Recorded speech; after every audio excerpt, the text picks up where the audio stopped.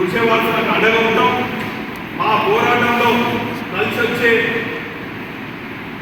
పార్టీలు అది సిపిఐ అనుకోండి, సిపిఎం అనుకోండి, లెఫ్ట్ నుంచి రైట్కు ఉన్నటువంటి పేదల కోసం పోరాడే ప్రతి పార్టీ సహాయ సహకారం తీసుకుంటాం. అదేవిధంగా ఈ గుడిసెవాసులు అందరూ కూడా